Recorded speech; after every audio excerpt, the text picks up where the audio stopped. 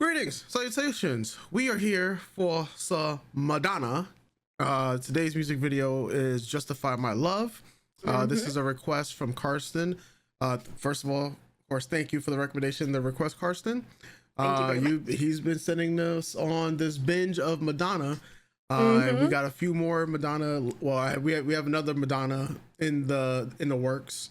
But this song here, where does it rank in your faves? You know, maybe I should just stop asking you this question. Yeah, honestly, when it comes to singles and stuff, it's always hard, especially like for an artist like Madonna. For me, she's like Kylie, kind of like Cher, who's had such a long career that unless I'm with a pen and paper and sitting there and thinking about, like, I have to have the list in front of me to then create my own list. Yeah, it's always hard. Just going off rip, it's like, yeah, I like this song. This will probably, shockingly, maybe be top 15, top 20. Okay.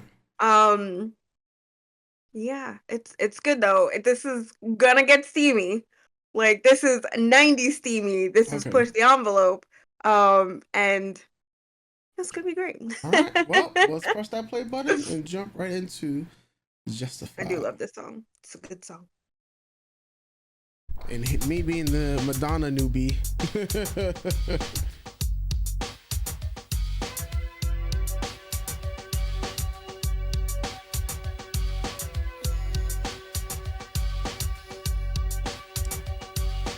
Migraines.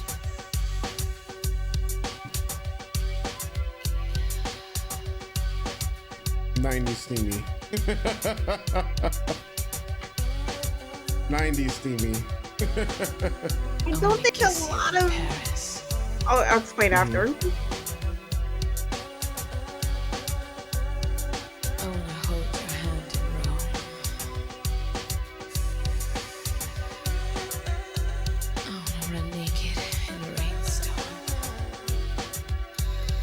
Make love in a train, cross country.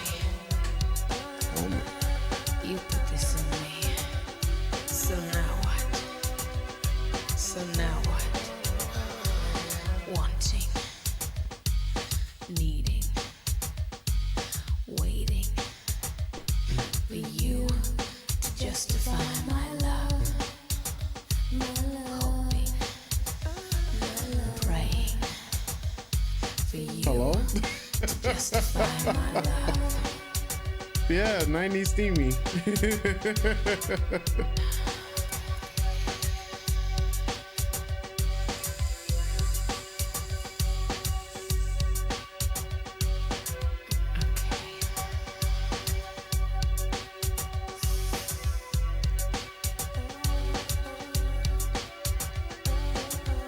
I wanna know you.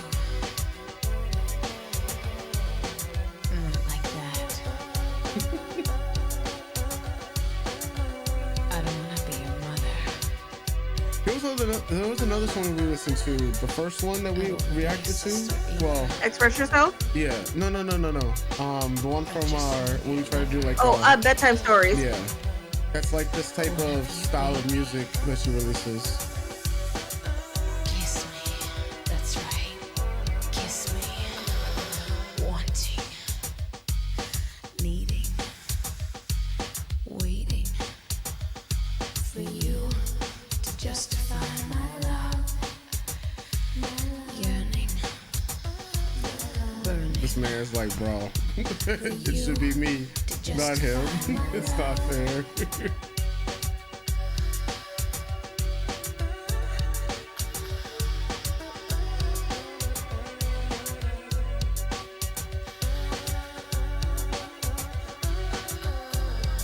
What you gonna do? What are you gonna do? Talk to me. Tell me your dreams. Am I in them? Tell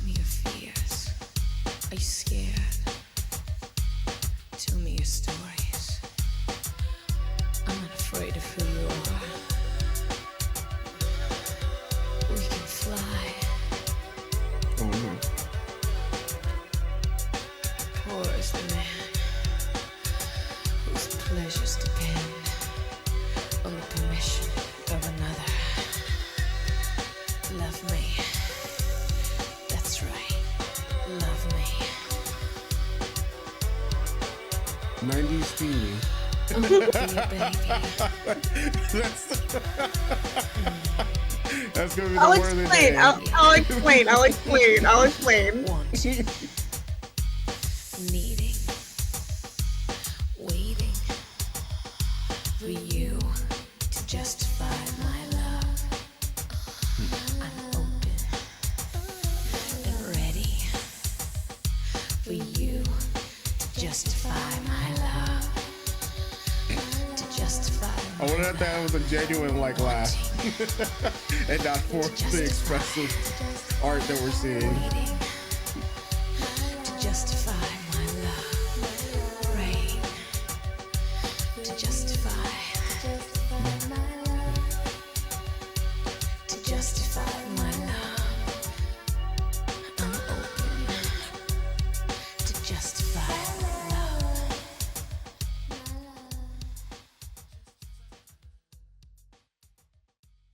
Or is the man whose pleasure depends on the permission of another. Facts.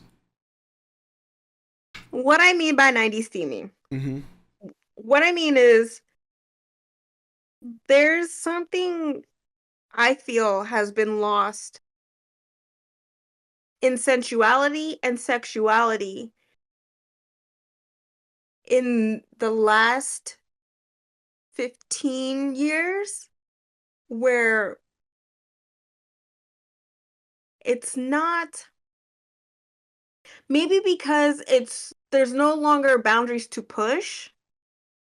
Do you get what I mean? I mean, there are boundaries to push, obviously, for what can be Yeah. shown on television, but because openness of sexuality, at least, or of sex, not necessarily sexuality, has been pushed into a lot of boundaries of our music videos, our television and movies. Mm-hmm. I feel something just special has gotten lost in time, right? When I watch music videos today of women who try to emulate this kind of thing, it kind of, to me, it comes off a little half-hearted, even though I know that they're putting their whole heart into it. Mm-hmm. There's just something missing. And then when I go back and watch videos like this, Put Yourself in My Place, there's just this smoothness that female artists used to have that I don't think a lot of them have anymore. I feel like we've always had the pop star who's tried to mature her sound, right? Mm-hmm. And then kind of figures out her way as she gets older. At some point it became the pop star is sort of sexy or squeaky clean, then does a full 180 and then kind of backtracks on that. But Mm-hmm. full 180 in a way that we have to be so sexual or so opposite in our previous image, where it's just like it could be a little jarring. Like, I think a good example for me would probably be like Christina Aguilera, not even Britney Spears, Christina Aguilera. Because I think Christina Aguilera kind of started, even though it was slightly teen princess, there still was like a maturity to her look and her sound. And then so it'd be like Genie in a Bottle, Come On Over. And those songs you kind of started saying, all right, she's not just like a teeny bop pop star. There's something a little bit more mature in what she's trying to express. And then she comes out with like Dirty, and you're just like, oh, okay, wow, that's braided hair, like really tan skin, chaps, right? Like really trying to push what she already extremely pushed the boundaries of what she started. Mm-hmm. But to such an extreme because she had to make a statement in a way, which I support. I'm not saying I don't support, but there's just a difference. When I watch music videos now of, let's say, 20-something pop stars, I think probably the most contemporary might be Lady Gaga too. I don't think I've seen a video of hers where they're where I saw overt sensuality, right? A slowness into the sexiness, right? And again, I've seen a lot of music videos. I haven't seen every music video. So if you're just like, well, Sabrina Carpenter has this or so and so has that, okay. Again, I'm just observing what I'm seeing. And from my knowledge of music videos that I've seen from the 80s to the 90s, the aughts to now, something's just gotten lost, in my opinion, in the art form. To me, knowing that when this came out, this was really pushing boundaries, right? I don't know how many boundaries there are to push anymore, you know? And I'm not saying that that's a bad thing. I'm saying, like, it's just different. So when I see videos like this, I'm like, to me, there's nothing to compare at the currently. It's just like I said, yeah, it's just something special. There's a certain level of smoothness and sensuality that gets lost, that has gotten lost, in my opinion. Um, Maybe it's how it's shot, maybe it's the directors that are chosen for these videos, maybe it's the artist's vision, and obviously every artist has a different vision. Um, Madonna set a lot of precedents, and a lot of pop stars try to emulate and don't do what she's done justice. You know what I mean? Like, they just can't. It's like there's the standard, and then people are trying to meet the standard but don't always or can't. Could it be because of the time? Sure, I think so. She was doing things a lot of she was doing things that I think a lot of people in mainstream pop culture weren't doing, right? Because elements of this video you could find in like a lot of subcultures. Yeah, I just think also, like, think about what this was shot on, what choice of camera, how it was edited, um, color choices, outfit choices. Yeah, to me, it's just there's just something very sexy about the 90s and 80s that we just don't have anymore.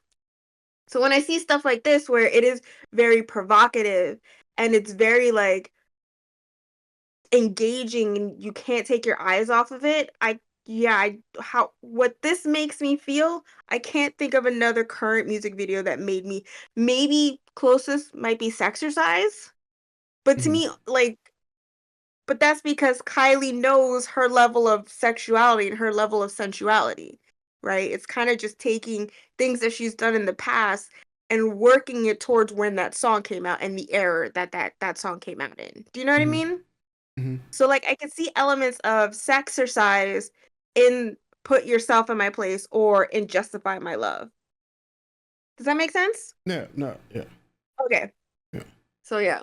Where, yeah, and yeah, I think this is definitely a true piece of art. Like I said when we watched Express Yourself, to me, Madonna is one of the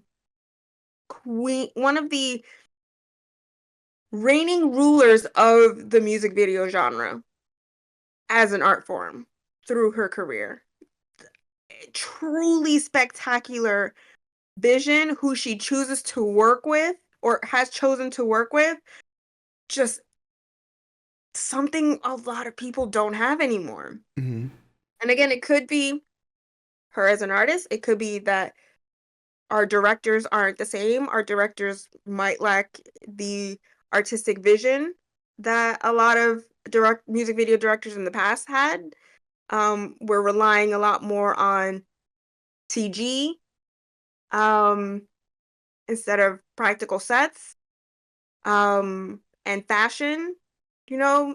But it's times change, styles change, aesthetics change. So yeah, to me, the video is a 10 out of 10. I love just watching how it's edited, how it's shot. If we're just taking out the music portion of it itself, this is a wonderful, interesting short film of a clandestine meeting of a bunch of different people enjoying each other, right? In a hotel room that a lot of people may find seedy or unconventional, right? I love the different expressions of sexuality. I loved I don't know if that was Willie Ninja who's doing the majority of the dancing. I know that is uh as a Vogue artist of the 90s, but I don't know if that's Willie in the video. But even just having them dance and not really interact with other people, but with the camera itself is so hot. Mm-hmm. Actually, you know what? I think a current video I could think of that kind of gets me feeling this way would be Jessie Ware's What's Your Pleasure? Yeah, definitely. Yep, that video.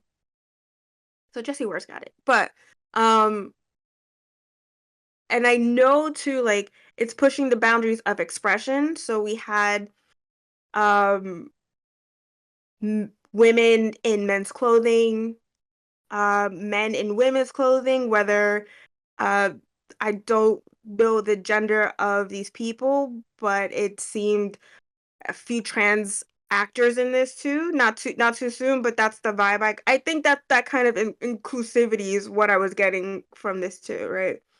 Um and just the expression of it and not being afraid, right? And there's no full nudity in this. And that's also super sexy, right? Where you don't need to show everything. It's the Mm-hmm. illusion of everything with either the guy being tied up and being moved about by the dominatrix for Madonna's pleasure, or Madonna kissing the other girl while he watches, or the people, or you're peeking into the rooms and you're seeing how people interact with each other. Just Mm-hmm. the slow touches of faces and bodies and a few kisses here and there, no huge gyration. Every once in a while, there's like a huge gyration of lower bodies and extremities, but nothing where it's just like, fucking for fucking sake, right? Mm-hmm. There's something so sexy, 90s sexy in this. And yeah, 10 out of 10 video for me. And I love the black and white of it because it just makes you focus on the individuals in front of you as opposed to the furniture, as opposed to, you know, the like things like that. Like, Mm-hmm. I think the lighting is great. I think the editing of the video is really great. The transitions between individuals in the room or scenes, the swipes, and how it just feels so seamless. Like, you're in the hotel, but there are no walls in the hotel room. Does that make sense? Where the Mm-hmm. camera's just going through all the rooms. Yeah. The song itself to me too is a 10 out of 10. It's an earworm.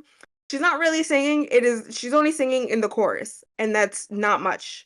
It's mostly talking over the beat. And the beat itself is just so like just ooh, chills up the back of my neck. Great stuff. Great stuff. Okay. So there's a few things. One, well, let me start with the music video. So for the time in the 90s, right? This music video obviously is this. There's no way this video was not banned. Right. Yeah, Or at least showing at like 12 o'clock yeah. after midnight kind of thing. Yeah. Like, yeah, so I just wanted to double check that because I was like, I'm pretty sure this video was like, in the 90s. We're talking about this video would not be shown at all, right? And it was banned. It was banned on MTV and all other networks internationally, mainly because it contained sadomasochism, voyeurism, and bisexuality. And we already know the 90s was a very different time compared to where we are right now. But I'm like judging this video for when it came out and for how progressive it is and for what the envelope that was being pushed. That's why I would give the video a 10. You know, like just thinking about it, and you know, as you were explaining your thoughts, you know, about, you know, how you find it hard to see, you know, this type of stuff in, you know, media nowadays. I think that's to be expected, mainly because the way these artists like Madonna pushed it is so that that type of media can be the everyday thing, because it wasn't the everyday thing. And now because it is the everyday thing, it's lost, you know, its type of, I won't say it, yeah, I won't say is impact is the word I'm looking for. Maybe impacts is the word I'm looking for, because when you see, it's like I liken this to like professional wrestling, right? Back in the days, professional wrestling, you had blood in every single match. It was like blood all the time, right? Then WWE went away from blood. And a lot of people, when there's blood in a WWE match, it's rare, it's authentic, it surprises people, and it comes off as being more special because it creates a moment.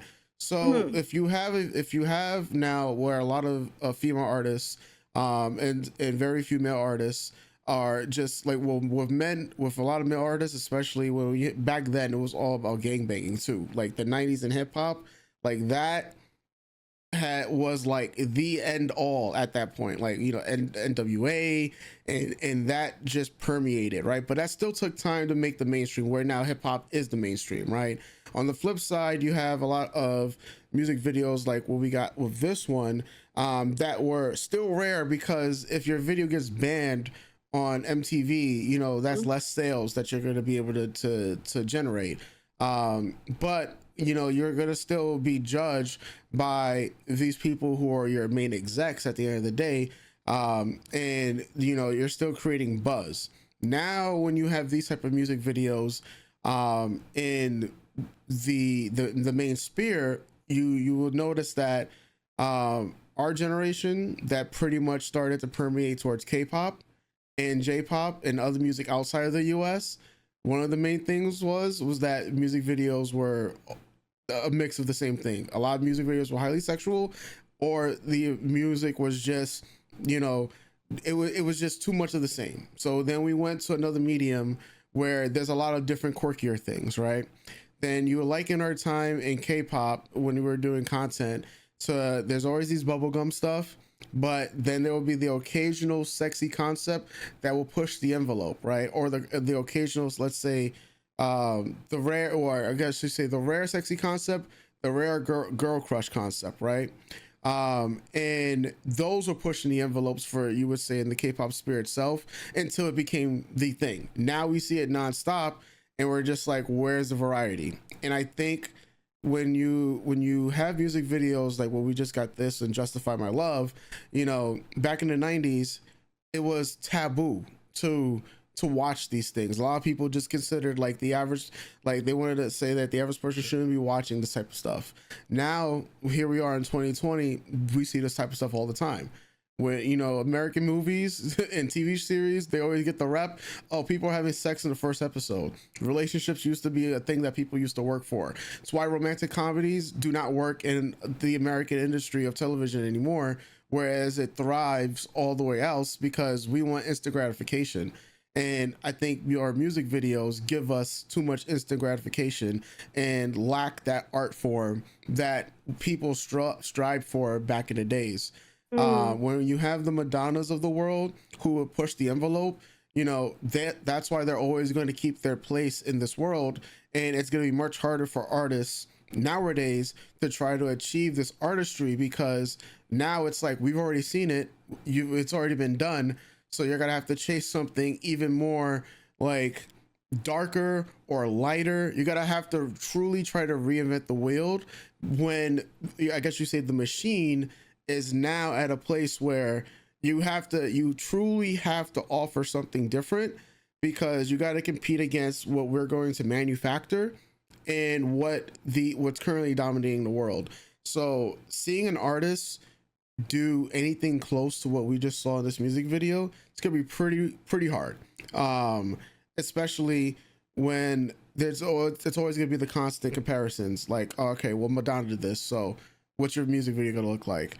You know, all the Spice Girls did this, how are you gonna top what they did, type of status when it comes to the current days. Yeah, we talk about that a lot in a lot of the stuff that we watch, but especially in all the music that we watch. I personally think that it comes down to, you don't necessarily need to reinvent the wheel. How are you sincerely putting yourself into the art form, into the work? Because as we know, every great idea has already been thought of. Every great idea has already been done. Yeah. There have been enough Madonna copycats, or people who want to say they're Madonna copycats, out in the world, right? Yeah. Again, the biggest example might be like Lady Gaga, right? Where when we watched Express Yourself, we talked about Alejandro. Yeah. How there are similarities in the music videos just structurally, but it's still Alejandro, it's still Express Yourself, where It's like you can take something that's already been done, but you make it your own. Yeah. And I feel like sometimes people get artists get too caught up on what's already been done Yeah. instead of how can I make it my own, right? And I think companies too have gotten a bit more conservative as well, just all over. Where it's just like, well, this boundary's already been pushed. Let's walk it back.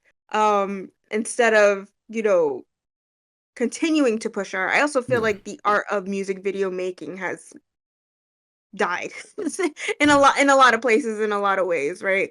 Like you said, I think that's why a lot of us kind of started shifting towards K-pop, but then even Mhm. after a while that was just like, all right, you're all kind of just doing the same Mhm. musically anyway. I don't want to say music video wise, because we talked about like Tiara was really doing the thing, Yes, those and story music then videos. Yeah. trends change, ideals change, music changes.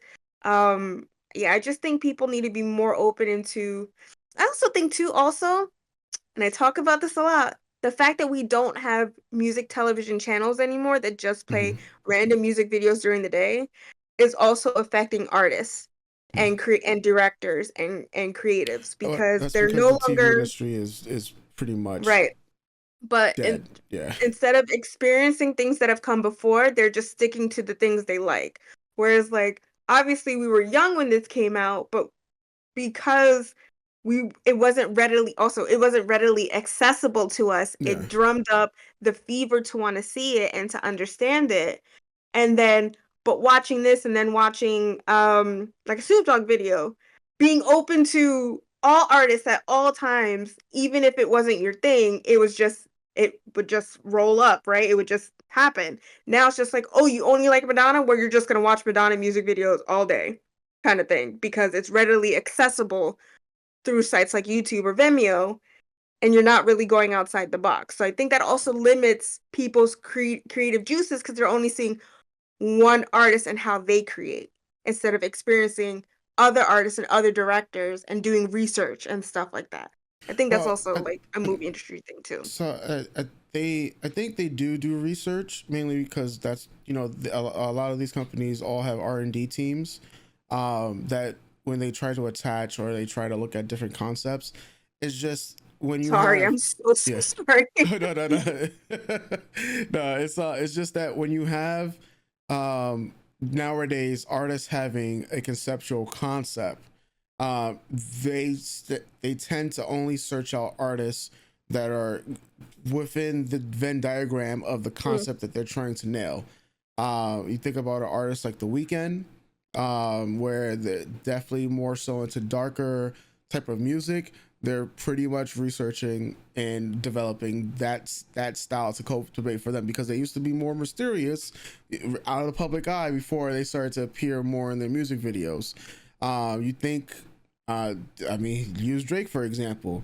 Um, he was typically in the beginning of his career pretty much underground hip hop artist that could sing, right? So he had to pull from a lot of different R&B artists, and then he started to take from whatever was popular.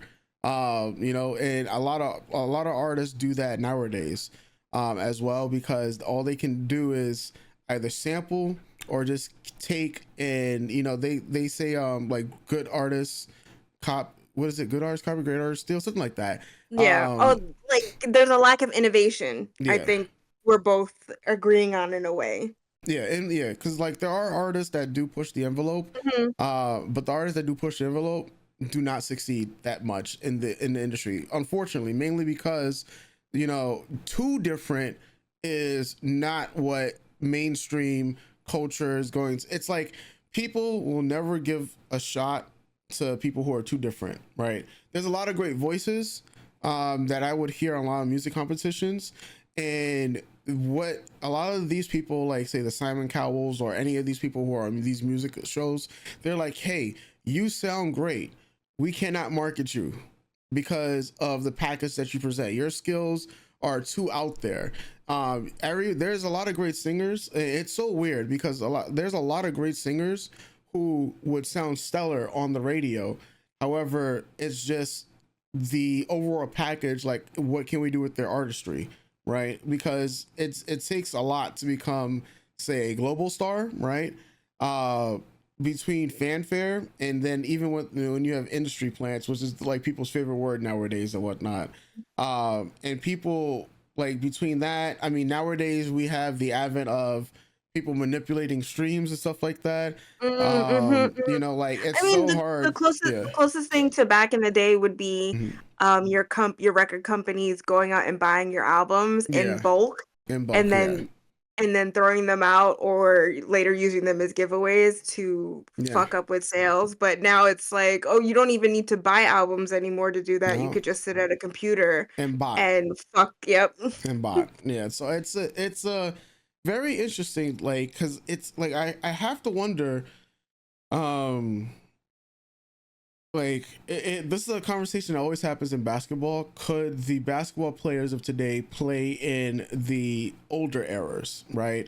Can they survive and thrive in the older eras? And you would like to believe that the artists nowadays, right, they have more of an advantage of artists from back in the days because of the amount of training, vocal, like especially with vocal talent, the there's so much new technology as well available to artists nowadays to, you know, cover up any loose ends, to make it so that they can be more perfect. Because you think of the mastering and mixing that we have nowadays, nowhere like that was not present in back in the days. This is why like some of the like the lossless technology, a lot of songs, I mean, hey, the like what is it, the voice modulators that we got going on in the industry.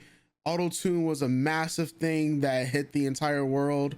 So it's like there's a lot of new advantages that artists were able to gain, but that's all it was. It's just creating more and more advantages. And instead of having new artists present artistry, like pursuing music for the art of music itself, you have a lot more artists trying to create the next trend, trying to create the next thing that can be copied and imitated so that they can still reap more and more benefits. So it's you know, the music industry has always had a censor within money itself, right? But now you're talking about me, like I could literally become a VTubing, you know, music artist if I wanted to, produce all the music in the world, not have to sing any of my songs, but can do that all AI generated and generate as much sales as some of the other top music artists in the world.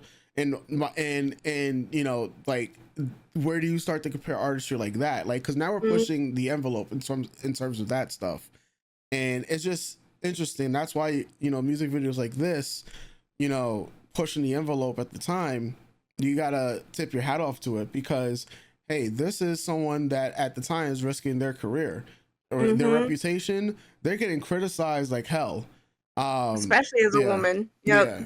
So that's where my hat's off is for the music video. The song, I was gonna mention this before. So with me, spoken word type songs are either a hit or a miss. It's not my personal favorite thing, but with the lyrics of the song and the lyrics of the spoken word, I give the song about an 8. I do like the instrumental a lot more. It's just that I think that's where my grade comes from. Yep. Yeah, it's like it's just more so when it comes to spoken word songs, the less lyrics there are in the spoken word, the more that I'm like not as interested in.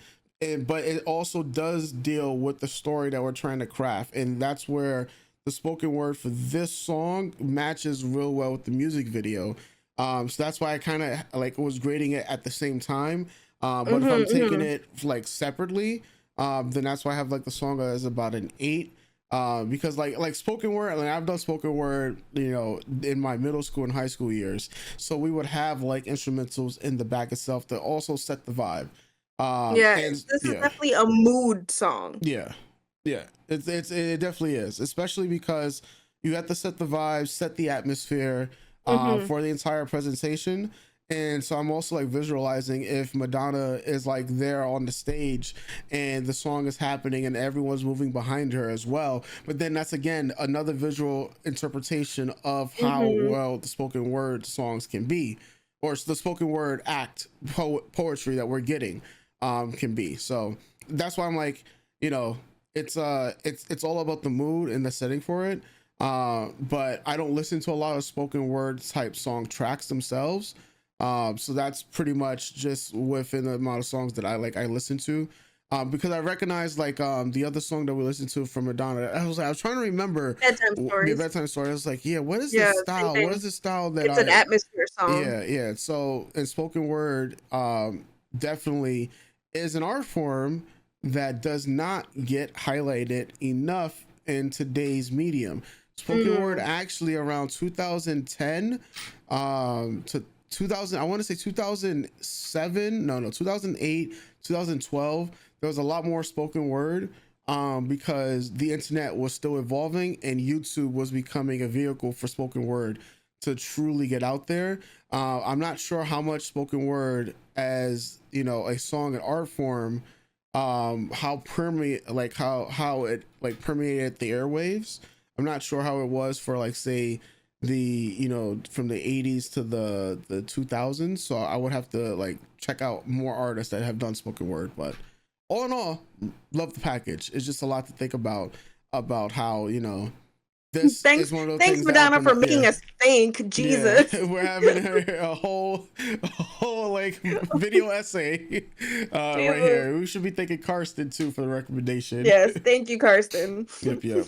So yeah, this 40-minute video, wasn't expecting it, but hey man, this is what happens when we start talking and vibe checking, you know, music out here. So if you guys enjoyed this, let us know in the comment section down below, and we'll be catching you guys for the next video. You already know. Stay tuned. Doses.